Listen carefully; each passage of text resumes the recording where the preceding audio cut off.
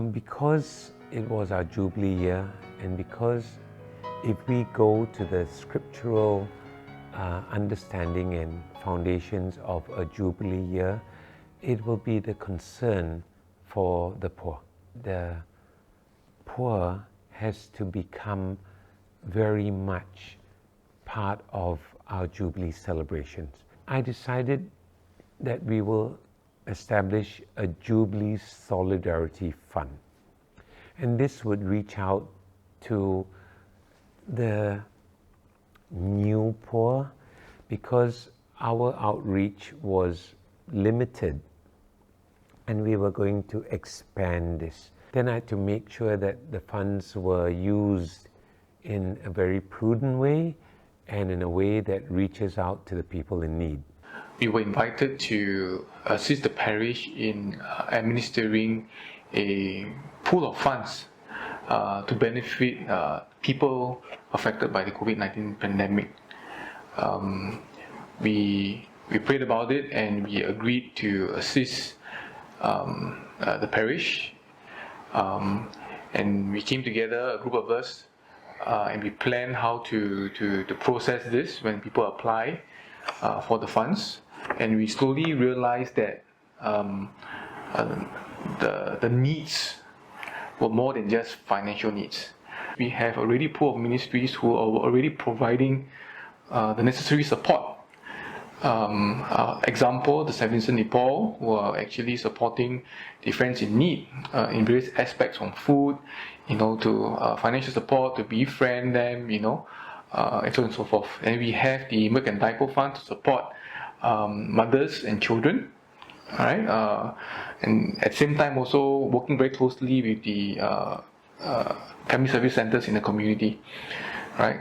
There was also the pastoral team, right? The pastoral care team, which actually go and reach out to those who are sick and those in the hospital. So it makes a lot of sense because the people coming forward come forward with those needs as well, not just the financial needs. The aim of SSVP is to actually reach out to the poor and needy and to journey with them from cradle to grave. So of course, our hope is that we are able to help them to become self-sufficient. Father Clifford will just say, okay, Philip, you are from the NCC group, right? So why don't you go and find out how to collaborate with Feye? So that's how Feye Family Center come about, the milk, powder and diaper program. Never would have thought that Singapore will still have people who living on the streets, people living on the stairwells, the staircase, living below HDBs. And in Singapore, with the whole idea in mind that Singapore is a metropolitan city, I would have never thought that Singapore would still have this problem, this situation. There was a presentation made to the Senate of Priests regarding this night shelter, inviting the churches to offer their spaces for homeless people. And maybe Father Clifford found the courage to also offer Church of St. Mary of the Angels. We are giving them a space for a safe, sound sleep. And the other one is the Friday night mission. Every Friday, they also bring some packs of snacks. We would visit about 25 to 30 homeless. So when we go there, if they are asleep, we just put the snacks beside them.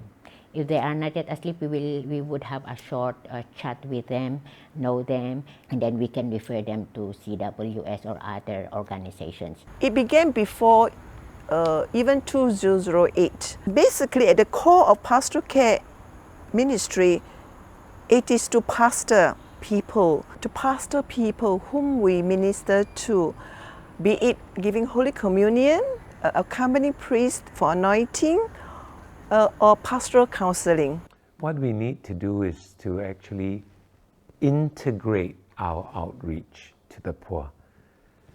Bring all these satellite ministries into this umbrella ministry so that we could leverage on talents on services to help in areas that are specialized, like special needs, etc., so that we could integrate our outreach to the poor and those in need.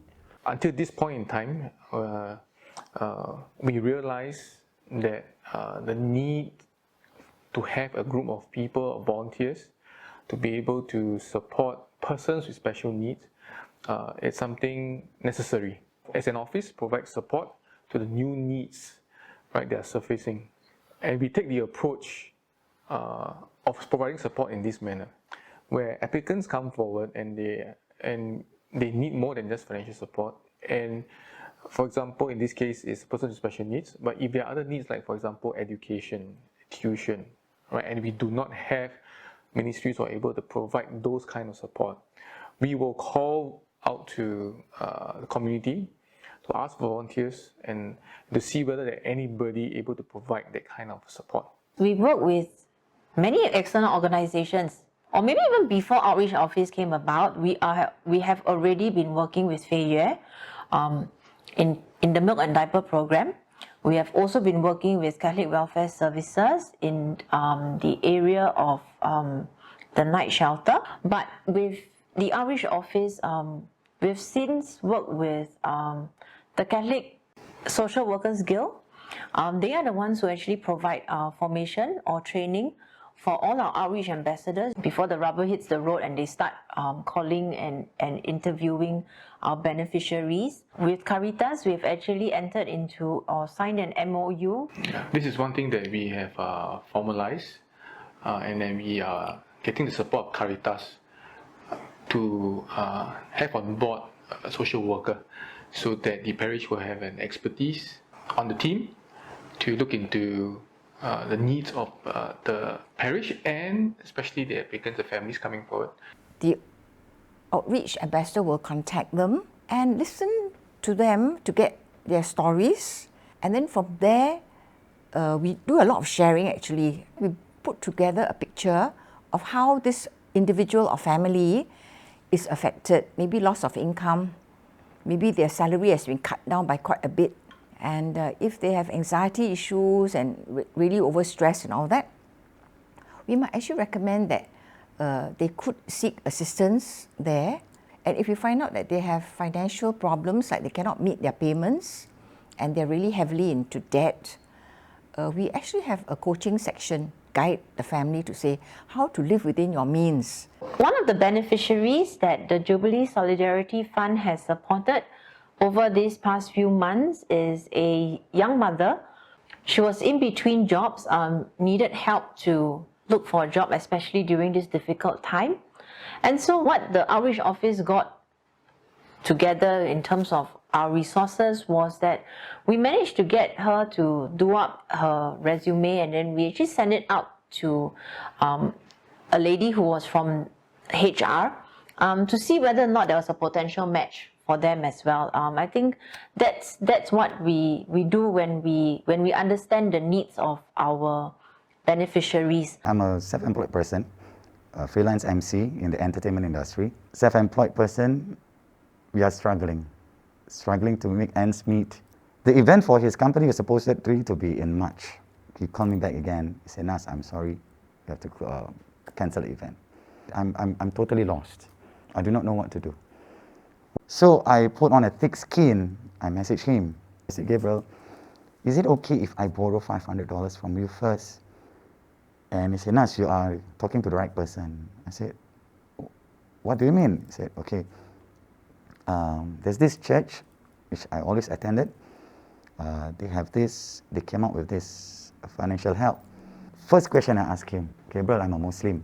Is it okay for your church to help a Muslim?" He said, "Nas, this financial help, they doesn't go to any kind of religion. As long as you fit the criteria, we will help you."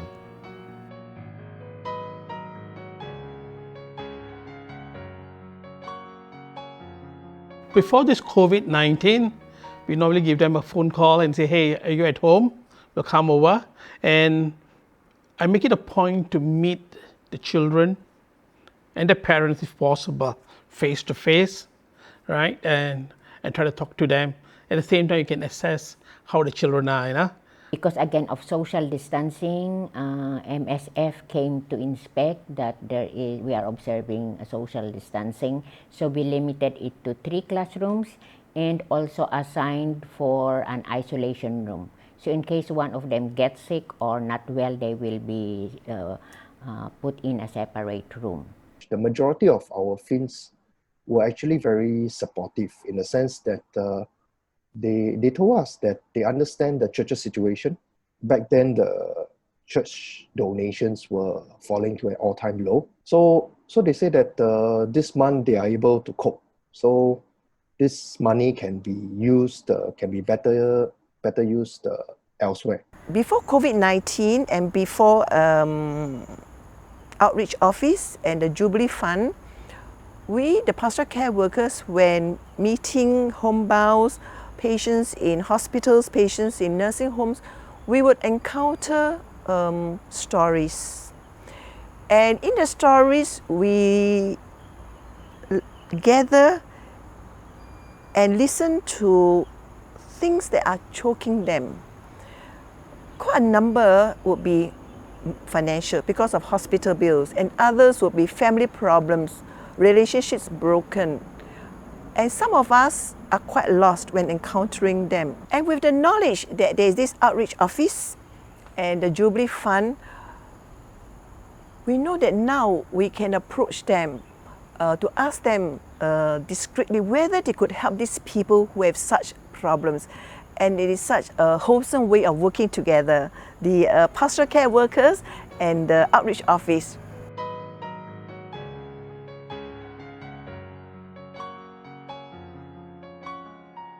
The COVID-19 coronavirus has made our mission to these people even more crucial. And I think more importantly is also for us to see Christ in them. And that has been my primary intention, and will continue to be the primary intention of this ministry, so that we'll not lose track. I think so that we have a greater clarity and greater understanding, also share the same mindset whenever we begin with this ministry. We are very pleased to share that the renovation that the parish has underwent provided us with facilities like counseling rooms for us to basically talk to the families that have come forward to conduct interviews, to do the counseling, to be there to be friend, to have a chat. We are very glad that the facilities are now available. I would ask myself this question: what is the mission of each one of us, you and I? Life matters at every point and is precious. And I would hope to put a human face to an institution, the human spirit that needs to be pastored with the people whom we serve. So while the heart will be for the poor, the head will find ways to connect with the young, to connect with those who are finding or searching for meaning and purpose. And the soul of St. Mary's will be in our worship, where the head, the heart, and the soul comes together to give thanks. Okay, so for those of us who need support, please don't be shy. Or if you know of anybody who needs support as well, just ask them to come. Well, there are 2 ways in which you can get in touch with us. One is via the online application, and one of us from the outreach office or our volunteers will actually get in touch with you, either through a phone call or through Zoom, or at times our volunteers may even go down and meet you at where you are. The other way that you can get in touch with us is to come by to church. You can come by to church, go to our new parish office. With all the work that's being done, we definitely need hands and legs, right? And also expertise, right? Talents that you might have that would support the work on many levels. You know, Jesus, the Good Shepherd, left the 99 healthy sheep to look for the lost one who was wounded. Now, in economic sense, this is truly nonsense. However, my NUN sense invites you to be part of a shepherd, to pastor people. First and foremost, ourselves. We need to be pastored before we pastor others, and also whom people meet, the people next to us, our family members, or the people in the workplace. We want to restore the dignity of the people by helping them out so that they'll be able to stand on their own. God put us through different things, through different trials and tribulations, for us to emerge stronger, for us to realize that at the end of the trial, our faith will become more stronger, and that His message to us, His calling to us is more prominent. So important thing is you have to be strong and don't give up, and don't feel shy to ask for help. Also understand the process. So for those of you who want to know more about the work that we do in the outreach office, and more importantly, those of you who would like to have some funds to assist you in during this period, please do not be afraid to come forward. All information are on our website.